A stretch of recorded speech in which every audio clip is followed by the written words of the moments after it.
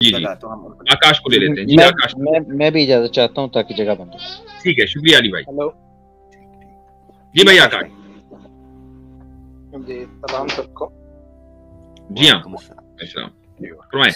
जी, मैंने कल आमिर भाई और कैस भाई से बात की थी, ईमेल भी सेंड किया है उन्हें, अभी वेट कर रहा हूँ। तो मुफ्ती साहब, आपसे एक सवाल है जी फरमाइए। कि जैसे हम मतलब एक लॉजिकल कंक्लूजन पे पहुंच जाते हैं, अगर हम डीपली स्टडी करें सारी रिलीजन्स की, तो इस्लाम तक पहुंच जाते हैं।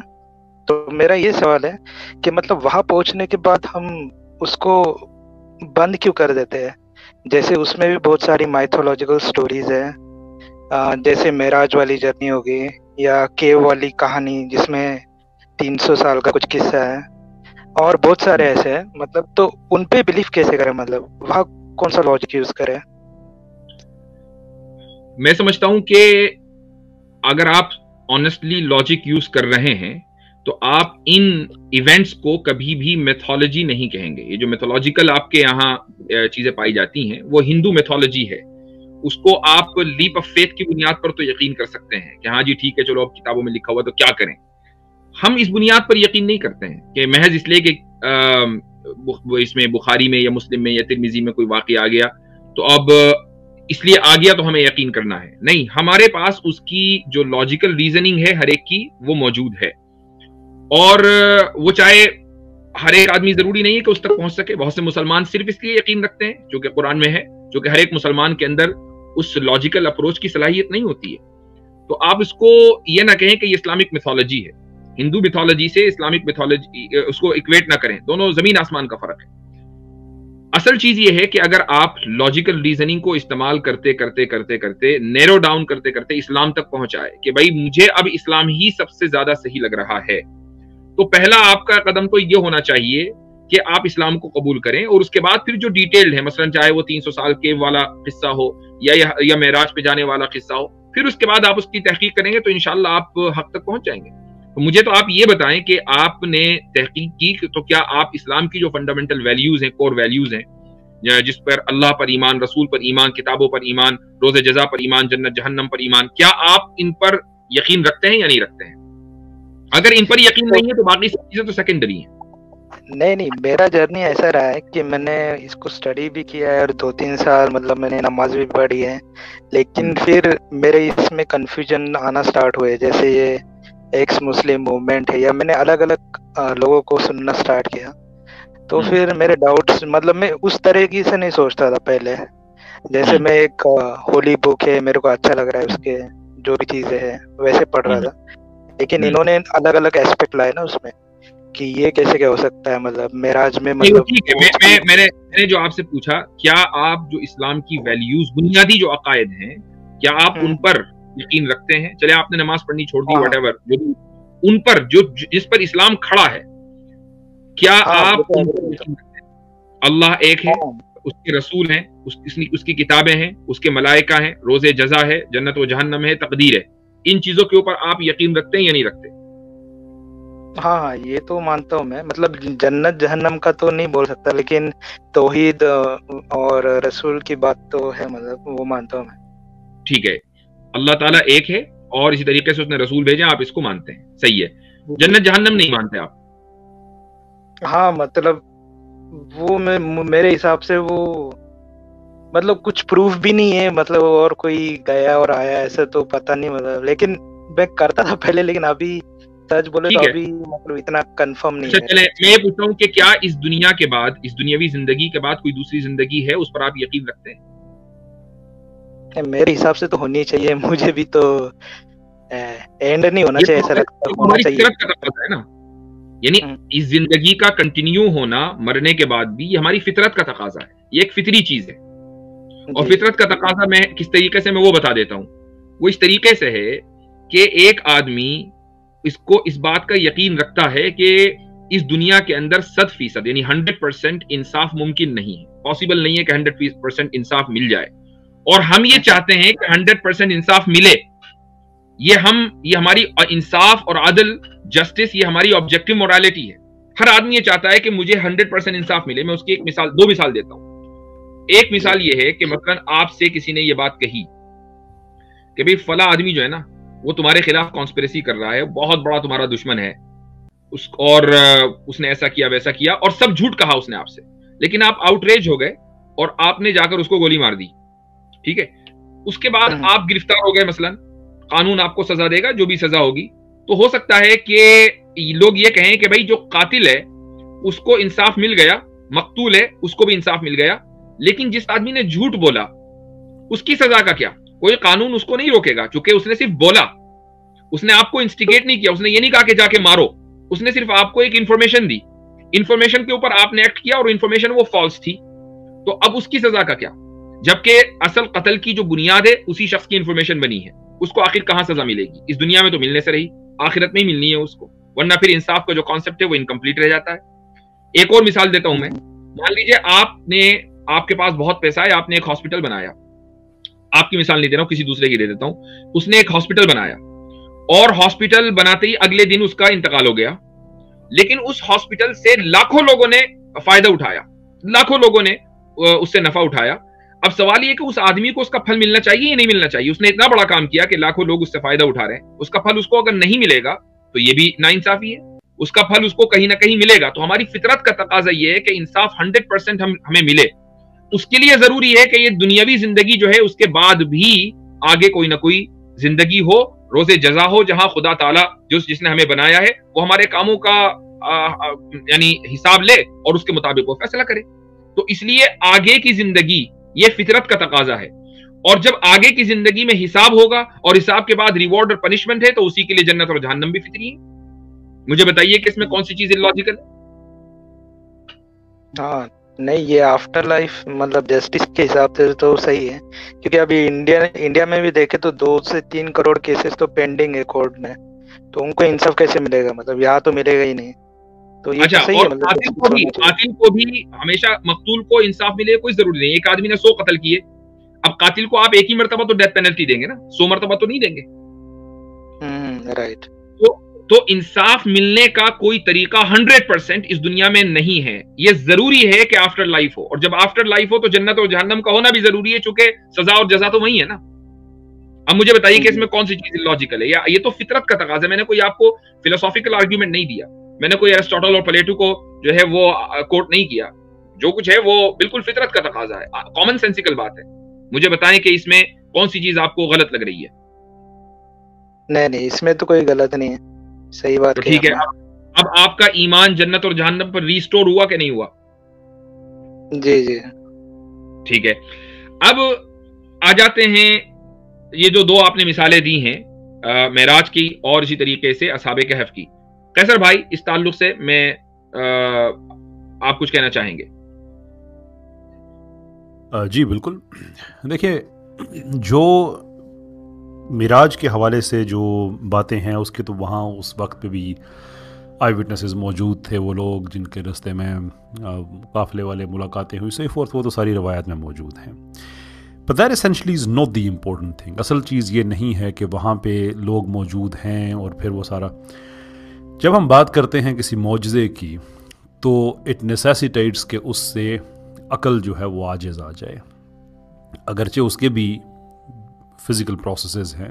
ऐसा नहीं है कि वो उसके पीछे कोई फ़िज़िकल कॉज़ैलिटी नहीं होती, वो होती है, लेकिन वो इंसान की दस्तरस में नहीं है। इंसान के लिए ये रवा नहीं है कि वो दीन की बात करे और ईमान की बात करे और वो अंदर से मुहज़्ज़ब भी हो, यानी कि मुत्तक़ी, जो जहाँ से कुरान शुरू होता है कि हिदायत देती है ना मुत्तकीन को। तो कुछ लोग ये एतराज़ भी करते हैं कि जो मुत्तकी है उसको हिदायत की क्या ज़रूरत है। हालांकि इस यहाँ पे जो मुत्तकी का मतलब है वो ऐसा डरने वाला, जिसके अंदर ये तहज़ीब पाई जाती है कि वो हिदायत को लेने वाला है, वो डरने वाला है। तो अर्ज़ करने का मतलब ये है कि हम कोई कपड़े ख़रीदने नहीं जा रहे हैं, हम जूते ख़रीदने नहीं जा रहे हैं कि हम ठोंक बजा के उस चीज़ को जब तक देख ना लेंगे तब तक हम उसे लेंगे नहीं, ज़हनी तौर पे कबूल नहीं करेंगे।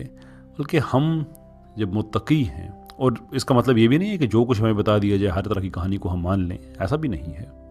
हम खुद तहकीक करते हैं। बहुत सी कहानियाँ इस्लाम के अंदर लोगों ने दाखिल कर दी जिन्हें हम खुद डिसऑन करते हैं, यानी भाई ये चीज़ ठीक नहीं है। आमिर भाई भी गालवन बता रहे थे, ज़ुबैर अली ज़ई साहब ने गालवन से बहुत ज़्यादा काम किया है, बहुत से किस्से ऐसे हैं जो लोगों ने डाल दिए, तुम कहते हैं नहीं भाई ऐसा नहीं। तो अगेन रैशनैलिटी की बेस पे हम ये देखते हैं कि इस्लाम क्या हमारी तवक्कुआत पे पूरा उतरता है, क्या ये इंसान की ज़रूरियात को पूरा करता है, क्या ये एक बेहतरीन इस्लामी माशरा देता है। And if the answer is yes, and the answer is yes, तो उसमें अगर 2-3 चीज़ें ऐसी हैं जो कि सुपर नेचुरल हैं, हमें समझ नहीं आती हैं, तो उनकी बेस पे हम बाकी सारी चीज़ों को नेगेट नहीं कर देंगे, बल्कि इन चीज़ों को एक्सेप्ट करेंगे और एक्सेप्ट करने के प्रोसेस में एक्सेप्ट करेंगे कि हम लिमिटेड हैं और एक ऐसी ज़ात के सामने लिमिटेड हैं जो हमारे सामने लिमिटेड नहीं है, वो किसी के सामने भी लिमिटेड नहीं है। If that comes in form of a मौजज़ा के वो असहाबे कहफ के साथ जो हुआ, जो कि बेसिकली हो सकता है, वो मतलब वो साइंटिफिकली स्पीकिंग उसको समझना आज की दुनिया में काफ़ी आसान है, गिवन द फैक्ट कि बहुत से मुख्तलिफ टाइम का मिजाज आप कह लें, एक गैलेक्सी से दूसरी गैलेक्सी, इवन इस गैलेक्सी के अंदर भी मुमकिन है, इस कायनात के अंदर, हमारी इस दुनिया के अंदर मुमकिन है कि टाइम का इफ़ेक्ट एक आदमी पे एक तरह का हो, दूसरे पे दूसरे का ना हो। अभी जो एटॉमिक वॉचेस हैं वो ज़्यादा बेहतर प्रेडिक्ट करती हैं कि किसके ऊपर टाइम कितना ज़्यादा गुजरा, डिपेंडिंग उनके आपका लैटिट्यूड कितना था कितना नहीं था। अगेन द पॉइंट इज़ कि उसके कुछ शायबे हम साइंटिफिकली स्पीकिंग समझ सकते हैं, and if that is extrapolate into something bigger such as असहाबे कहफ का जो वाक़या है, तो मेरा नहीं ख्याल कि उसको हम इस वजह से हम कह सकते हैं कि नहीं मुझे इसमें शक है इसलिए कि मुझे वो समझ नहीं आ रहा। डू वी नो इनफ कि हम ईमान लेके आए अल्लाह ताला पे? If the answer is yes, तो इसका फिर लॉजिकल आगे जो आंसर बनता है वो ये है कि हम ये ज़िद करना छोड़ दें कि नहीं हमें हर चीज़ की ही समझ आए। वो हर चीज़ की समझ आ जाए तो फिर वो कैसा खुदा है जिसकी हर चीज़ की समझ आ जाए? मैं इस पर एक चीज को इजाफा करना चाहूंगा और उसके बाद मैं आसिम भाई की तरफ आऊंगा। ये है कि आकाश साहब मुझे एक बात बताएं, मान लें आपको एक मुतलकुल इनान बादशाह बना दिया जाए। मुतलकुल इनान का मतलब ये है कि आपके ऊपर कोई ना हो, आप जो हैं वो उस जगह की सुप्रीम अथॉरिटी हो, ठीक है, आप पार्लियामेंट के तहत ना हो, लेजिस्लेटर्स के तहत ना हो, सिर्फ आपके पास एग्जीक्यूटिव पावर्स ना हो बल्कि आप ही लेजिस्लेशन हो, आप ही लेजिस्लेटर हो, आप ही एग्जीक्यूटर हो। अब आपने एक कानून बनाया कि भाई रियाया को, मेरे सब्जेक्ट्स को इस तरह रहना है, तो क्या आप, नंबर 1, 2 सवाल करूंगा, क्या वो कानून आपके ऊपर भी लागू होता है? नंबर 2, क्या आप उस कानून को तोड़ सकते हैं या नहीं तोड़ सकते? जी, मेरे ऊपर तो लागू नहीं होगा शायद, क्योंकि ठीक, चलिए, क्योंकि आप तो कानून, आप लॉ गिवर है ना, तो आपके ऊपर वो कानून नाफिज नहीं होगा। दूसरी बात, क्या कानून को आप तोड़ सकते हैं या उसमें एक्सेप्शन कर सकते हैं या नहीं कर सकते इन दिस सिचुएशन? बिल्कुल कर सकते हैं। ठीक है, ये दुनिया जो जिस कायनात में हम रहते हैं ये लॉज ऑफ नेचर के तहत चल रही है। अब जब हमने खुदा के वजूद को तस्लीम कर लिया कि वो एग्जिस्ट करता है, तो इस लॉ को बनाने वाला तो वही है ना, या कोई और है? नहीं, सेम वही है। जब कानून को बनाने वाला वही है और वो खुद कानून के ताबे नहीं है, वो तो लॉ गिवर है, लॉ क्रिएटर है, वो कानून के ताबे नहीं है, और उसको ये हक भी है कि वो इस कानून के अंदर कहीं ना कहीं कोई एक्सेप्शन कर ले। तो अगर आपको ऐसा लग रहा है कि मेराज का जो वाकया है वो लॉज ऑफ फिजिक्स के मुताबिक नहीं है, लॉज ऑफ नेचर के मुताबिक नहीं है, या असहाबे कहफ का जो वाकया है वो लॉज ऑफ नेचर के मुताबिक नहीं है, तो खुदा को ये इख्तियार, क्या आप खुदा से उसका ये इख्तियार छीन रहे हैं कि जिसने इस लॉज ऑफ नेचर को बनाया कि वो इस लॉज ऑफ नेचर में कहीं एक्सेप्शन कर ले? क्या ये आप इख्तियार खुदा से छीन रहे हैं, जबकि हम ये मान रहे हैं कि वो मौजूद है और वो कादिर मुतलक है, ओमनीपोटेंट है? सही कहा। अब मुझे बताएं कि इसमें कहां आपको लगता है कि ये इलॉजिकल है? इलॉजिकल उस वक्त होगा जब हम ये कहेंगे कि खुदा जिसने लॉज ऑफ नेचर बनाए हैं वो लॉज ऑफ नेचर का ताबे है, वो उस पर भी अप्लाई होते हैं। और जिस तरीके से एक प्रेसिडेंट एक प्राइम मिनिस्टर जो कि पार्लियामेंट के ताबे होता है कानून में, जिस तरीके से वो लॉ नहीं तोड़ सकता, सारे लॉज उसके लिए भी हैं, ऐसे खुदा भी नहीं तोड़ सकता। अगर हमारा ये अकीदा हो या आप इस चीज को साबित कर दें, तब तो हम ये कहेंगे भाई वो खुदा फिर कैसे एक्सेप्शन कर सकता है? जब हम ये मान रहे हैं कि कानून बनाने वाला, उसके ऊपर कानून अप्लाई नहीं होता, जबकि वो एब्सोल्यूट पावर वाला हो, एब्सोल्यूट अथॉरिटी उसके पास हो और उसको ये इख्तियार होता है कि वो जिसको चाहे एक्सक्लूड कर दे उस कानून से, वो जिसको चाहे ना करे। तो उसने कुछ अंबिया को, कुछ लोगों को एक्सक्लूड कर दिया एक हायर अथॉरिटी को इस्तेमाल करते हुए, तो उसमें बताइए क्या हर्ज है?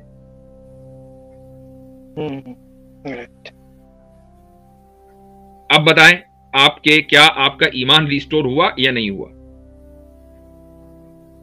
जी जी हुआ, मतलब ये डाउट्स तो क्लियर हो गए, मतलब ये मेजर डाउट्स है मेरे। और फिर अभी मेरा एक नेक्स्ट सवाल ये है कि जैसे मैं इसमें एक पॉइंट थोड़ा आकाश भाई एक मिनट, जी आसिम भाई वो है। ये आकाश साहब देखें कि बेसिकली जो दुनिया के जितने भी माइथोलॉजीज हैं, ग्रीक हो, इंडियन हो या अमेरिकन हो, जो भी माइथोलॉजीज है और जो मौजज़ा है इस्लाम में, उसमें बुनियादी फर्क इसका नहीं है कि दोनों सुपर नेचुरल हैं, इसका फर्क नहीं है। फर्क इसका है कि जिस चीज पे फाउंडेशन है उसका फर्क है।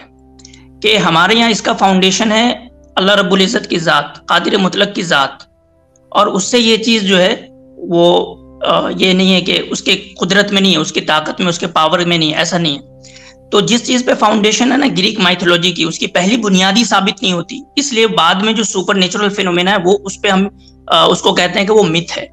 हमारे यहाँ क्या है कि अल्लाह रब्बुल इज़्ज़त की ज़ात जो है वो आपको मतलब हर अकली तौर पे, लॉजिकली, फिलोसफिकली वो जस्टिफाइड है।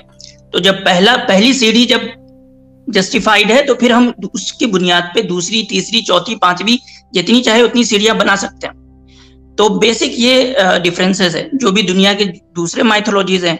और हमें इससे प्रॉब्लम नहीं है कि वो सुपर नेचुरल फिनोमेना है, हमें इससे प्रॉब्लम है, या कह लें कि हम इस चीज पे मेन क्वेश्चन उठाते हैं कि उसके पीछे, उस सुपर नेचुरल फिनोमेना के पीछे बुनियाद क्या है। असल फर्क मौजज़े का और दूसरे माइथोलॉजी का ये। जी बहुत जबरदस्त। जी आकाश भाई देखें, आपने हमसे ये कहा कि मेरे दो ये प्रॉब्लम्स थी और जिनकी वजह से मेरा ईमान डगमगा गया। मैं आपको सबसे पहले, आप अगले सवाल करें या अगली स्ट्रीम्स में आए, उससे पहले मैं चाहूंगा आपसे कि जब आप जो इस्लाम की जो बुनियादी बातें हैं, जिसको अल्लाह ताला ने आमन्तु बिल्लाहि व मलाइकती व कुतुबी व रुसुली वल यौमिल आखिर इसमें जिक्र किया है कि मैं अल्लाह पर ईमान लाया, उसके मलाइका पर ईमान लाया, उसकी किताबों पर ईमान लाया, उसके रसूलों पर ईमान लाया, जन्नत व जहन्नम पर ईमान लाया और रोज़े जज़ा और तकदीर पर ईमान लाया। जब आप इन चीजों पर एग्री करते हैं तो आप मुसलमान हैं, आप मोमिन हैं। और मोमिन होने का तकाजा यह है कि जिस खुदा को आप ये मान रहे हैं कि वो हमारे जितने भी अफेयर्स हैं, इस कायनात के जो अफेयर्स हैं, उसको वो मैनेज कर रहा है, वो मुदब्बिर है, उसके लिए अरबी में लफ्ज इस्तेमाल होता है मुदब्बिर। तो मैं आपको ये बता दूं कि जिस जात को भी आप मुदब्बिर मानेंगे वही जात फिर माबूद भी है, वही वर्दी ऑफ वर्शिप भी है। ये इन दोनों के अंदर, ये दोनों लाजिम मलजूम, यानी दोनों एक साथ चलते हैं। यानी मिसाल के तौर पर अगर कोई ये साबित कर दे कि खुदा मुदब्बिर नहीं है, वो अफेयर्स मैनेज नहीं करता, बल्कि फला बंदा करता है, फला आदमी करता है, तो फिर उसी की इबादत होगी जो करता है।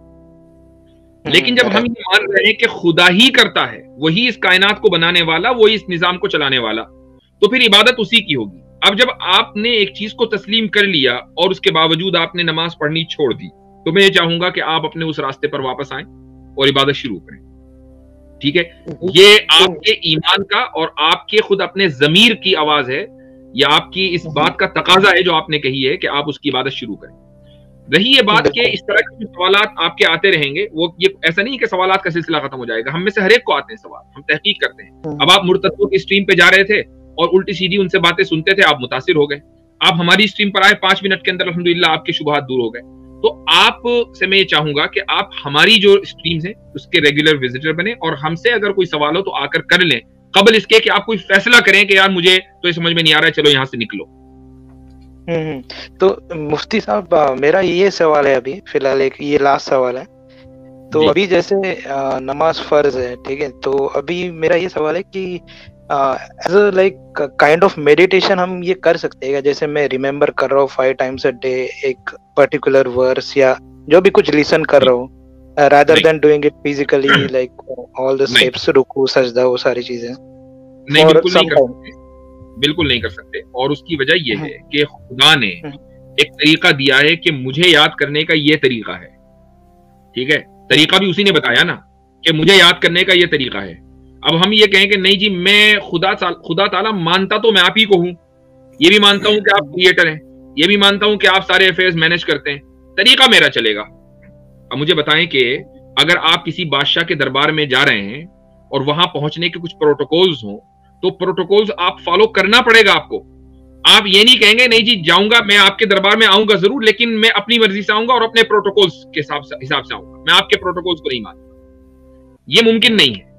तो फिर आपका जो ईमान है वो खुदा के ऊपर पुख्ता नहीं है, परफेक्ट नहीं है। इसलिए जो तरीका है नमाज पढ़ने का, खुदा को याद करने का, उस तरीके से आपको चलना पड़ेगा। हाँ, ये जरूर है, मेडिटेशन का मतलब है कि आप रात को सोने से पहले, मिसाल के मैं एक वैसे ही बता रहा हूं, आप सुबह को उठने के बाद भी कर सकते हैं। सोने से पहले आप 5 मिनट अपने पूरे दिन का जायजा लें कि मैंने आज क्या क्या किया है, मैंने वक्त के ऊपर नमाज पढ़ी कि नहीं पढ़ी, मैंने कोई गुनाह किया या नहीं किया, कोई अच्छा काम किया या नहीं किया। गुनाह किया उस पर माफी मांग लें, तौबा कर लें, और अगर अच्छा काम किया उस पर खुदा का शुक्र अदा कर लें और सो जाए। ये मेडिटेशन है, आपने खुदा को याद किया। ये काम आप रोजाना करें, आप खुद देखेंगे कि चंद दिनों के अंदर आप अपनी जिंदगी में फर्क महसूस करेंगे। जी जी। और जैसे हम अगर मिस कर लो, मैं अभी सुबह और शाम का तो मैं समझ लो कि कर सकता हूँ, ठीक है, लेकिन दिन का जो थ्री टाइम्स बच जाता है, फिर उसको अगर मैं रात में एक साथ कर ले तो ये मुमकिन है? मतलब नहीं। देखें, कुरान करीम ने ये बात वाज़ेह तौर से कह दी कि नमाज का अल्लाह ताला ने हर नमाज का एक खास वक्त मुकर्रर कर दिया है। तो आपको नमाज, जो 5 नमाजें हैं, उनके जो 5 औकात हैं, उन्हीं पर पढ़नी होगी। यही फर्ज है। फर्ज का मतलब ये है कि you must do it, you have no other option. हाँ, उसमें यह है कि एक आदमी मान लीजिए किसी वजह से नहीं कर पाया, मसलन अलार्म लगाया, अलार्म नहीं बजा या कुछ भी है, वो सोता रह गया, ठीक है। अब जब उसकी आंख खुली तो अब वो कजा करेगा कि भाई मैं अपने वक्त के ऊपर ये अदा नहीं कर पाया था, चलो मैं अब मैं नमाज कजा कर लेता हूं। ये तो हो सकता है, लेकिन मैं आपको ये कह दूं कि नहीं जी, जानबूझकर आप जो है वो दिन की जो 3 नमाजें, चुके आप बिजी रहेंगे खाने में, पीने में, जॉब करने में, पढ़ने में, what ever you do in your life, तो आप रात को पढ़ लिया करें। ये मुमकिन नहीं है। आपको उन वक्तों में टाइम निकालना पड़ेगा, और आप अकेले नहीं हैं। दुनिया में बिलियंस ऑफ लोग ये काम कर रहे हैं जो वक्त के ऊपर नमाज पढ़ते हैं जी। और उसका फायदा है आकाश भाई, उसका फायदा है। आप ये देखें कि जिन लोगों ने 5 वक्त, अच्छा कुछ इकोनॉमी की बात, जी मेरी दुकान, मेरा बिजनेस, ऐसे मुल्क हैं, मतलब मैं सऊदीया में रहा हूँ, ऐसे मुल्क हैं वहां पर शट डाउन हो जाता है नमाज के टाइम पे। अच्छी अर्निंग है, इंडिया और पाकिस्तान से उनकी करेंसी स्ट्रांग है, चाहे उसकी कुछ और, मगर नमाजें वहां पर चल रही हैं। कहने का मकसद ये है कि ये डिसिप्लिन आपकी लाइफ में ऑर्गेनाइज करता है आपको। जब आप 5 वक्त जाते हैं जमात के साथ मर्दों के लिए मस्जिद में, वो यूनिटी शो करता है, उससे एक दूसरे का हाल पूछा जाता है। एक नमाज मिस होती है, अगली बार वो मिलते हैं, वो आपसे पूछते हैं भाई क्यों नहीं आए, असर में बैठे थे, बड़ी जबरदस्त बात हुई। तो ये पूरा का पूरा सोसाइटी के अंदर यूनिटी पैदा करने का एक सिस्टम है, ये वजह है। और आपको ऑर्गेनाइज करता है, एक्टिव रखता है, हर वक्त आप नमाज 2 घंटे बाद, 3 घंटे बाद। किसी ऐसी जगह पर हैं जहां मस्जिद नहीं है, जमात के साथ शामिल होना मुमकिन नहीं है, ठीक है, आप ऐसी जगह हैं, या आप के वो मतलब इस तरह के औकात हैं कि आप उससे, मुमकिन ही नहीं कि आप उससे हट सकें, तो मैं ये कहूंगा कि फिर आप उन वक्तों के अंदर इनफिरादी तौर पर तो अदा करें, यानी इंडिविजुअली। ठीक है, आप मस्जिद नहीं जा रहे हैं, जमात से नहीं पढ़ रहे, लेकिन इंडिविजुअली जो है अपने वक्त के ऊपर नमाज पढ़ना जरूरी है, आप उसकी पाबंदी शुरू करें। जी हज़रत, मैं यहाँ पे एक बात करना चाहूंगा कि इससे मतलब ये साबित होता है कि हम जब गॉड कहते हैं ना, तो फिर गॉड मानते भी हैं जी। ऐसा नहीं होता कि कहते दिए गॉड लेकिन चल रही अपनी मर्जी की। और इसका एक बहुत बड़ा असर ये होता है कि एक साहब हैं, उन्होंने वो रिवर्ट थे, वो पंडित थे, तो और मतलब पंडित इन द सेंस की ब्राह्मण थे, और वो सरकारी टीचर थे जी। तो वो जब उनकी बल्कि बाकायदा वीडियो यूट्यूब पर मौजूद है, वो अपनी स्टोरी बयान करते हैं कि मैं मुसलमान कैसे हुआ। तो उसमें वो कहते हैं कि मैं जब पढ़ा रहा था तो एक लड़का था, वो बाकायदा जोहर की मतलब जब ये इंटरवल होता तो वो जाता और इंटरवल होने के आधा घंटे बाद आता, तो रोज मार खा रहा है। तो मैंने एक बार उससे कहा कि भाई क्या करते हो, तो उसने कहा कि सर जी होता ये है कि उस वक्त नमाज का टाइम होता है और हम जो है नमाज पढ़ने चले जाते हैं और आते वक्त टाइम लग जाता है उसमें, तो इसलिए। तो कहा कि भाई अल्लाह के बंदे, इतना तू मार खाता है डेली, तो थोड़ा आगे बढ़ा लिया कर, घर जाके पढ़ लिया कर। तो उसने बड़ी प्यारी बात कही, उसने कहा कि आपका गॉड आपके ताबे है, लेकिन हम अपने गॉड के ताबे हैं। अल्लाहु अकबर, क्या बात। ये बात उस टीचर को इतनी ट्रिगर कर गई, उसने कहा कि बस अब मतलब एक छोटा बच्चा अभी जो 11वीं 10वीं 12वीं में है, वो इस चीज को मतलब ऐसे बयान कर रहा है कि जैसे बिल्कुल सारी बातें उसके ऊपर खुल गई हूँ, और मैं इतना बड़ा हो गया, मैं ब्राह्मण हूँ और अपने गॉड को मतलब गॉड क्या और एक आदमी का भी दर्जा नहीं दे पा रहा हूँ। जब मर्जी आती उसके पास जाता हूँ, जब मर्जी आती जाता ही नहीं। ये नाम उनका है, ये उन्हीं का नाम है, अहमद पंडित, कुछ अभी किसी साहब ने एक अहमद पंडित नाम है, ये आशीष तिवारी भाई लिख रहे हैं। अच्छा जी अहमद पंडित, जबरदस्त माशाल्लाह। तो मेरे भाई आकाश, आप जो है ये जो मुर्तदों के चक्कर में, अपोस्टेट्स के चक्कर में ना पड़े, और उसकी वजह ये है कि अभी आपका इल्म बहुत ही लिमिटेड है, और उसकी जाहिर है कि वो होगा भी चूंकि अभी आप नए एक्सप्लोर कर रहे हैं। तो अगर कभी भी कोई डाउट हो तो आप हमारे पास आए, इंशाल्लाह कोशिश करेंगे हम आपके डाउट को बिल्कुल उसको हल करें, और आप इस्लाम के ऊपर जम जाएं। आपके खुदा का मखलूक होने और उसके बंदे होने का यही तकाजा है कि आप उसकी बात माने और उसके तरीके पर चले। कैसर भाई, आप कुछ कहना चाहेंगे अगले कॉलर को लेने से पहले? जी मैं विड्रॉ करता हूँ। मैं असल में जा रहा था, इजाज़त मांगने लगा था, लेकिन एक मिर्ज़ा इकबाल साहब है, माफी चाहूँगा, उनको ले लेते हैं। जी। और एक ये जाने से पहले एक रिक्वेस्ट की, केसर भाई और आमिर हक भाई, मैंने ईमेल किया है और रिस्पॉन्ड कीजिए। मुझे मिल गया और मुझे आपसे लास्ट टाइम भी बात करके अच्छा लगा था, जैसे आप आए हैं इंशाल्लाह आपसे मैं बात करेंगे, नो प्रॉब्लम। और मुफ्ती साहब आप भी एक ईमेल आईडी दे दो आपका, तो फिर मैं कांटेक्ट कर लूंगा। जी, मेरा ईमेल है askmufty@gmail.com, आसान है। ठीक है, चलेगा। थैंक यू, और मैं कोशिश करता हूँ करने का जो भी आपने कहा। Thank you.